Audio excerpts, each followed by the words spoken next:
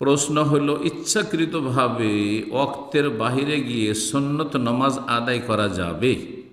ইচ্ছাকৃতভাবে আপনি সুন্নত আদায় করতে পারবেন ওয়াক্তের ভিতরে, তারপরে আপনি পড়ছি করে পড়লেন না, ভুলেও যাননি, এমন না যে ভুলে গেছেন, ইচ্ছাকৃত বিলম্ব করে আপনি টাইম পার করে দিলেন আর তারপরে ওয়াক্ত পার হওয়ার পরে সুন্নত কাজা করবে, এটি জায়েজ নয়। ভালোবার বলছে, এটি শরীয়ত সম্মত নয়।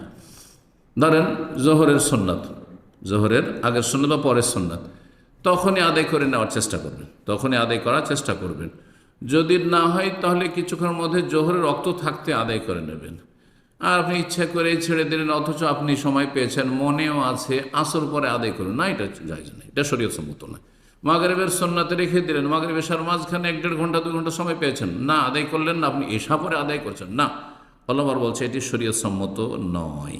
বলছেন শাইখুল ইসলাম রহমতুল্লাহ, ইউশরাউ কাদা ইযা কানা তাখির লিউযরিন, যদি কোনো কারণবশত ভুলে গেছেন, ব্যস্ত ছিলেন, কাজকর্ম ছিল, হ্যাঁ, অথবা লোকজন কথা বলতে লেগেছিল, দার্স দিতে লেগেছে, আমরা যেমন করি দার্স দিতে লাগলাম, সালাম ফেরার পরে সুন্নত পড়তে পারলাম না, এগুলি হচ্ছে ওজর। ওজরের কারণে যদি বিলম্ব হয় আর ওয়াক্ত পার হয়ে গেছে, তাহলে কাজা করা শরীয়ত সম্মত।